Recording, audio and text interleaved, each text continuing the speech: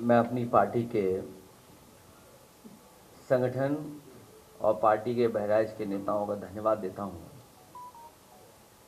कि इस गंभीर समस्या को लेकर के लीडर ओपोजिशन जी से मिले थे वो, और कल ही जब मेरी आदरणीय माता साहब पांडे जी से बात हुई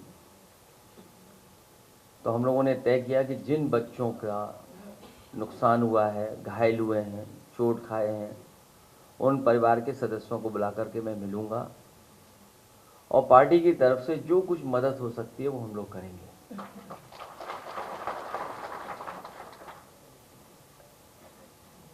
जब से भारतीय जनता पार्टी की सरकार उत्तर प्रदेश में बनी है, जानवरों का आतंक हर जगह देखने को मिल रहा है, चाहे हमारे गांव हों, चाहे हमारे रहसी इलाका शहर हों, और चाहे हम नोएडा गाजियाबाद की कभी कभी खबरें सुनने को मिलती हैं, वहां से भी खबरें आती हैं। और आपको याद होगा कि जिस समय चुनाव चल रहा था, देश के प्रधानमंत्री जी ने कहा था कि उत्तर प्रदेश में जानवरों की समस्या का समाधान हो जाएगा, और उन्होंने अपने भाषण में भी ये कहा कि हमारे पास पूरा रोड मैप तैयार है, इस समस्या का समाधान तुरंत हो जाएगा। लेकिन इधर हम लोग देख रहे हैं हर दिन कोई न कोई एक्सीडेंट हो रहा है, जो सड़कों पे जानवर हैं उससे जान जा रही है।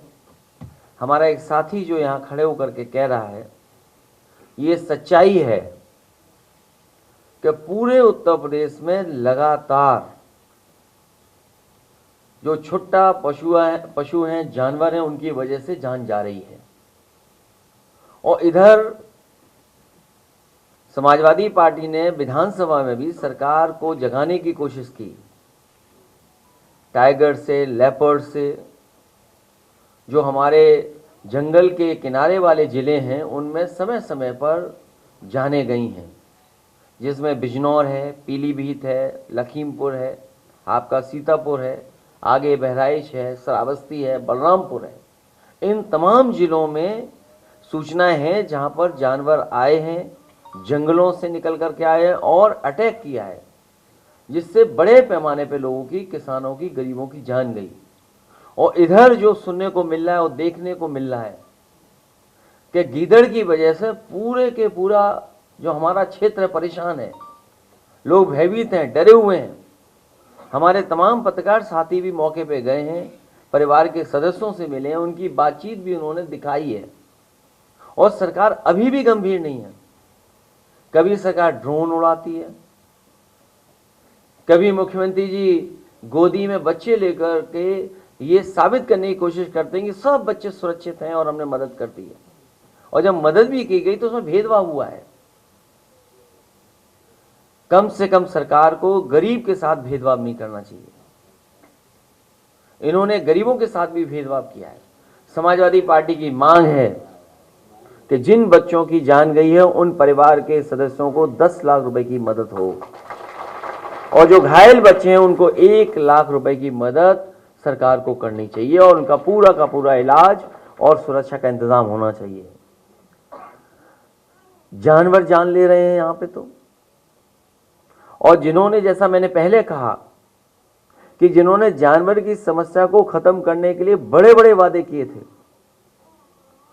उन लोगों की जवाबदेही निश्चित होनी चाहिए और वादा खिलाफी पर सवाल भी उठने चाहिए। जानवरों की समस्या से निपटने के लिए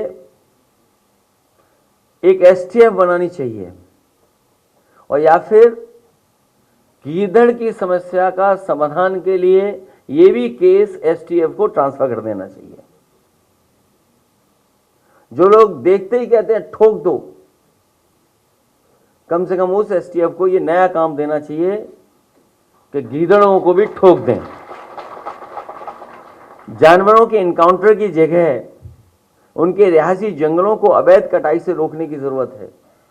और सच्चाई यह है, जब से भारतीय जनता पार्टी की सरकार आई है, बड़े पैमाने पर जंगल की कटाई होना शुरू हुआ है, बड़े पैमाने पर जंगल काटे जा रहे हैं। जानवरों की समस्या से निपटने के लिए बुलडोजरी सोच से उभरना होगा।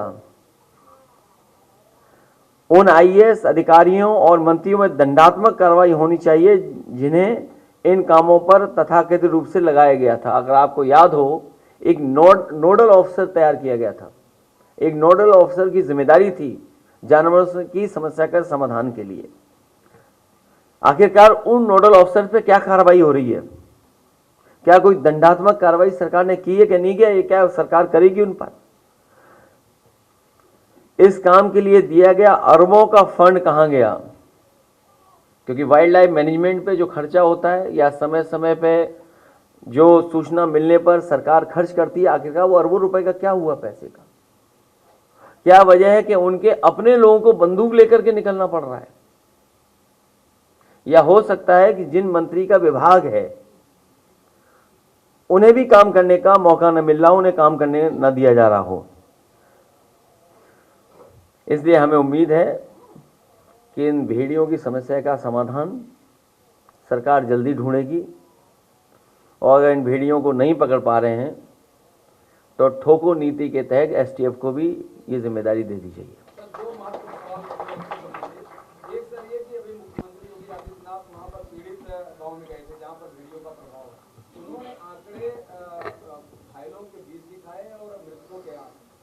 आपकी लिस्ट में 60 घायल हैं और मृतकों की संख्या लगभग 10 से बता रहे, कुछ लोग आ नहीं पाए।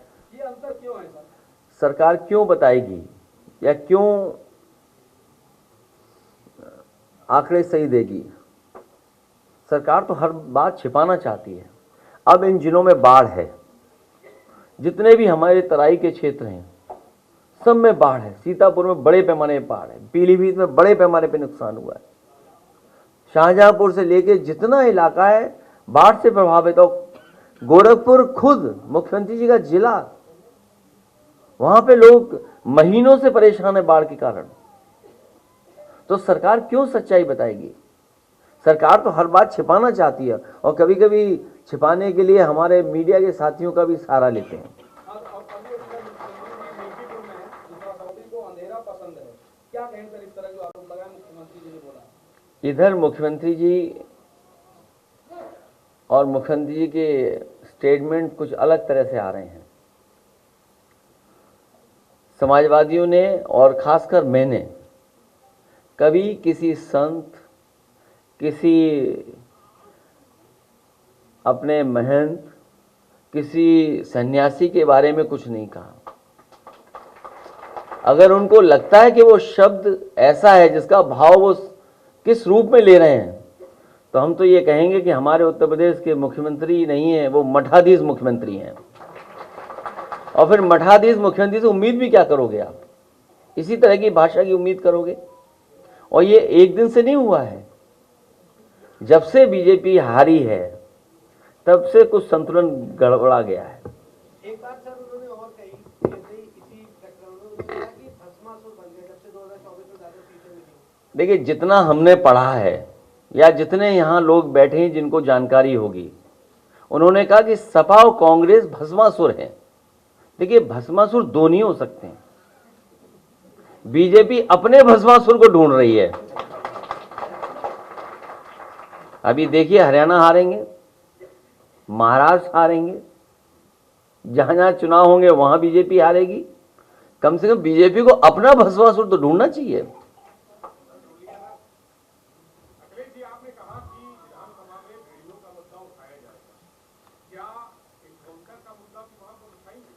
मैंने आपसे कहा कि अगर एसटीएफ पे इतना ही भरोसा है और ठोको नीति इतना ही उन पे है, तो ये केस भी उन्हीं को ट्रांसफर कर दें। क्यों रखें फॉरेस्ट डिपार्टमेंट पे?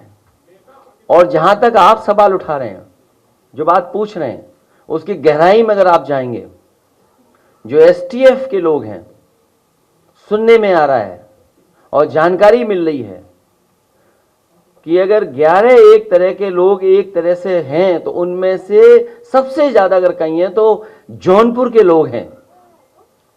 और जौनपुर में किसने पोस्ट करवाया है, ये सबसे बड़ा सवाल है, जिसका हमको भी ढूंढना है कि आखिरकार कैसे कैसे पोस्ट हो रहे हैं जौनपुर के ही सब, इसके पीछे कौन है? मैं तो कहूँगा लीडर ऑपोजिशन का अधिकार है तो वो बिल्कुल उसका इस्तेमाल करें। जो अधिकारों के, देखिए आप हमें और लीडर ऑपोजिशन को नहीं बताओगे हमें क्या करना है। अगर अधिकारों में आ रहा होगा तो मैं कहूँगा कि उस अधिकारों का इस्तेमाल हो। जौनपुर का इशारा क्या फिटनेस की तरफ भी है? पार्टी बन के उभरे हैं और उसमें तमाम नेता आपको सुनते हैं और आपको देश सुनता है, देश की उम्मीद भी आपसे है। तो ये जो अभी कल एक स्टेटमेंट आया है गृह मंत्री जी का वक्त, तो वक्त पे क्या आपका स्टैंड है? हमारी पार्टी के मेंबर हैं और मैंने कहा, सदन में भी इस बात को कहा, किसी के भी धार्मिक कामों में ज़्यादा हस्तक्षेप नहीं सरकार को करना चाहिए।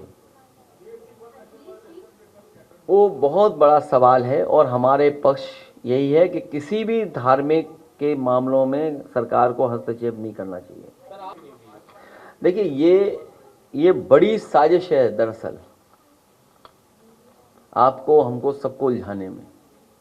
आपको याद होगा महिला आरक्षण की बात हुई थी, क्या महिला आरक्षण लागू हो जाएगा? क्या सरकार इस बात के लिए तैयार है कि कब तक महिला आरक्षण लागू हो जाएगा? और फिर जो रिपोर्ट में बता रहे हैं कि 18,626 पेज थे, 18,626 पेजेस की रिपोर्ट थी ये, वन नेशन वन इलेक्शन, और 191 दिनों में पूरी हुई है ये पूरी। लगभग 100 पेजेस प्रतिदिन का आंकड़ा है अगर हम हिसाब किताब लगाएं तो। इसी से पता चलता है कि इसके बारे में कितना सतही पर दिखावटी चर्चा हुई होगी। तो सोचिए कितना चर्चा हुई होगी। अगर इतनी बड़ी रिपोर्ट थी 18,626 पेजों की, तो क्या चर्चा हुई होगी उस पर। दरअसल ये भाजपाई रिपोर्ट है जो तैयार हुई है। वन नेशन वन इलेक्शन और वन डोनेशन।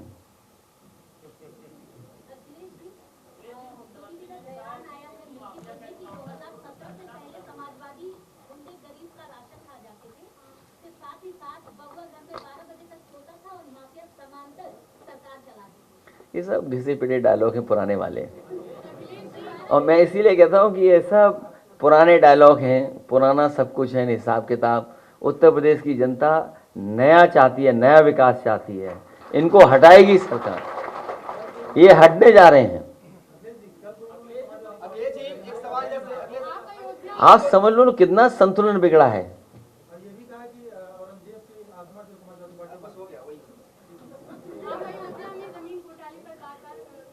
देखिए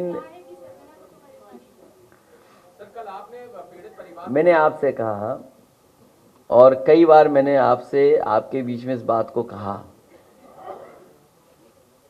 कि उत्तर प्रदेश सरकार को कम से कम टॉप 10 माफियाओं की सूची जारी करनी चाहिए। वो टॉप 10 माफिया कहाँ हैं और किस दल में, इसकी सबको जानकारी हो जाएगी। मुख्यमंत्री जी पहले मुख्यमंत्री हैं जिन्होंने अपने मुकदमे वापस लिए हैं, और कितने गंभीर मुकदमे लिए हैं, कितने गंभीर मुकदमे लिए हैं, ये हमारे आदरणीय माता प्रसाद पांडे जी सब जानते हैं उनके बारे में। और अगर विस्तार से सुनना चाहो तो मैं कहूँ माइक उन्हें दे दूं। तो ये जो मुख्य मुद्दे हैं, उन मुद्दों से ध्यान हटाने के लिए मुख्यमंत्री जी लगातार इस तरह की बातचीत कर रहे हैं। एक सवाल है कि आपको लगता है कि सरकार आपके विधायकों पे भी, आपके कार्यकर्ताओं पे बदले कार्रवाई कर रही है? जाहिद बेग जो आपके एमएलए हैं, उनकी नौकरी की मौत पर अमेंडमेंट टू सुसाइड का मामला दर्ज किया गया, उनकी पत्नी पर। देखिए बहुत दुखद है कि अगर ऐसी घटना हुई है कहीं, क्योंकि हर एक के घर में कोई ना कोई काम करने वाला व्यक्ति या इस तरह का रहता है। कभी कोई घर परिवार वाला नहीं चाहेगा कि ऐसा हो जाए, उसके घर में ऐसी घटना हो जाए। उन्हें इसीलिए परेशान किया जा रहा है कि एक तो वो समाजवादी पार्टी है और दूसरा भारतीय जनता पार्टी को इससे लाभ मिलेगा हिंदू मुस्लिम डिवाइड करने में। ये पहले दिन से स्ट्रेटजी है भारतीय जनता पार्टी की कि समाजवादी पार्टी को कैसे बदनाम किया जाए, और अगर कहीं कोई मुस्लिम है तो बदनाम समाजवादी पार्टी को कर दो।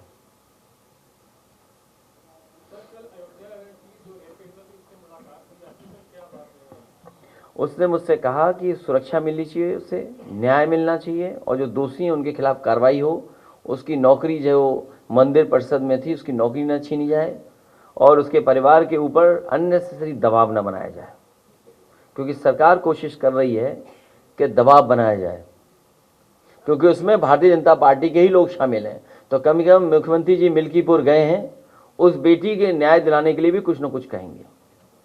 जी आपने एसटीएफ का जिक्र किया, जौनपुर का जिक्र किया, थोड़ा उसको एलाबोरेट कर दीजिए।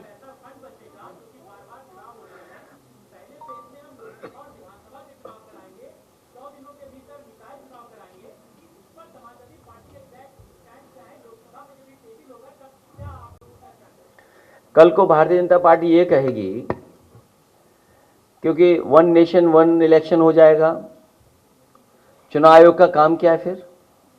चुनाव आयोग में भी जो अधिकारी हैं, कर्मचारी हैं, उन पर भी बहुत खर्चा होता है, और आप साजिश से सावधान इसलिए रहिए कि इसमें कर्मचारी और अधिकारी आउटसोर्स किए जाएंगे, लेटरल एंट्री से लाए जाएंगे। मान लीजिए अगर लेटरल एंट्री से लाए गए तब, और अभी भी आपको जानकारी होगी जहां जहां चुनाव है 10 सभी बीएलओ हटा दिए गए हैं, अगर उनका कहीं भी किसी तरीके से समाजवादी पार्टी या समाजवादी पार्टी से झुकाव है या उनके नाम के आगे कुछ अगर लिखा है तो ये तो आपको भी पता है। तो क्या ये इतना बड़ा चुनाव आउटसोर्स करके कराएंगे? कल को तो ये चुनाव आयोग को ही खत्म कर देंगे, क्योंकि एक बार चुनाव खत्म हो गया तो 5 साल हम वेतन क्यों दें? अगर बचाना ही चाहते हैं खर्चा तो भारतीय जनता पार्टी अपनी रैलियां क्यों इतनी ज्यादा करती है? उनकी 5 रैली में ही इतना खर्चा हो जाता है कि पूरा चुनाव आयोग का वेतन चल सकता है।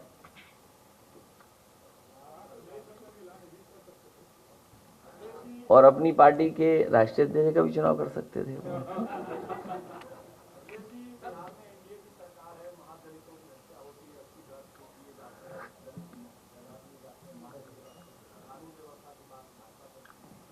कहीं घटना हो और खासकर दलित पिछड़ों के ऊपर इस तरह का अन्याय हो, उसके खिलाफ कार्रवाई होनी चाहिए जो दोषी लोग हैं।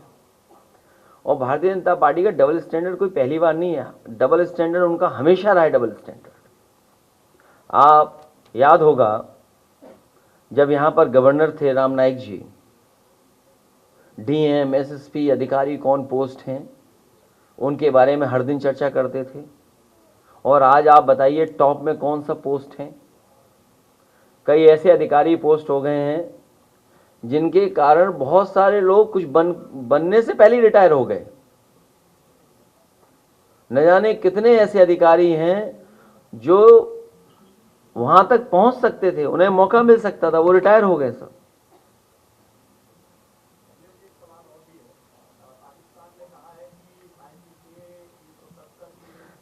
भेड़िया से बचाओ।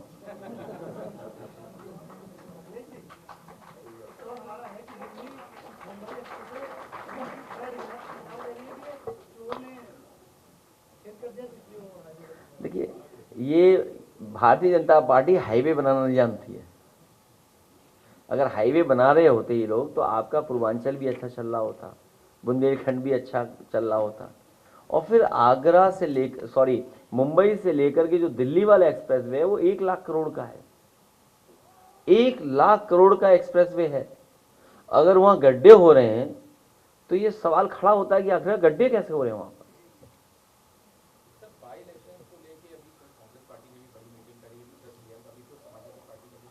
नहीं, ये तो अच्छी बात है कि दूसरे दल भी लगे हुए हैं गठबंधन को जिताने के लिए, हैं? तो वो तो पॉलिटिकल पार्टी है, वो क्यों नहीं लड़ेंगे, क्यों नहीं अपना काम करेंगे? वो तो अच्छी बात है उनके काम करें। फिलहाल दोनों दल तैयारी कर रहे हैं। आप हमारे बारे में तो जानते हो। नहीं, इस समय देखिए, अगर भेड़िए से अलग हो जाओगे तो बड़ी दिक्कत में आएंगे हम और आप लोग। इतने परिवार के लोग बैठे हुए हैं, दुखी परिवार। आप सुनिए, मैं तो एक बच्चे से सुन रहा था अभी, मैंने कहा तो उसके चोट जो झपट्टा मारा जो, तो बोले पिता ने बताया कि पिता ने बचाया उस बच्चे को। सोचिए आप, तो कितनी दहशत में परिवार रह रहे होंगे। और फिर तब कि उन पे घर भी ऐसे नहीं है जहां पर सुरक्षित सो सकें, और बाढ़ के समय पर सोचो कैसा जीवन यापन होगा, न खाने को, न कुछ इंतजाम दवाई का, न पीने को पानी है, और गरीबी आप दिखाई दे रही, कैसी गरीब हालत में रह रहे हैं। और बहुत सारे नहीं, ठीक बात है भाई, इतना तो लिबरल होना चाहिए सरकार को। अब आप कह रहे हो कि उसकी क्योंकि बॉडी नहीं मिली इसलिए मदद नहीं होगी। अच्छा, वो गरीब परिवार के सदस्य, वो दुख में हैं, उनके सामने परेशानी है, वो खुद चाहते हैं कि उनका बच्चा मिल जाता, क्या वो नहीं ढूंढ रहे होंगे? बताओ, एक बच्चे के लिए अगर एक बच्चे की डेड बॉडी नहीं मिली तो उससे मदद नहीं कर रही सरकार। ये है सरकार। तभी मैंने कहा कि जो क्रोध करेगा वो योगी नहीं हो सकता, इसलिए मठाधीश मुख्यमंत्री हैं ये। कानून व्यवस्था को लेकर कल कांग्रेस ने प्रदर्शन किया था, लेकिन बीजेपी कह रही कोई काम नहीं है तो ये प्रदर्शन ही कर रहे हैं। मैं आपको बता रहा हूं कि बीजेपी इतना बुरा हारेगी उत्तर प्रदेश में जिसकी आप कल्पना नहीं कर सकते।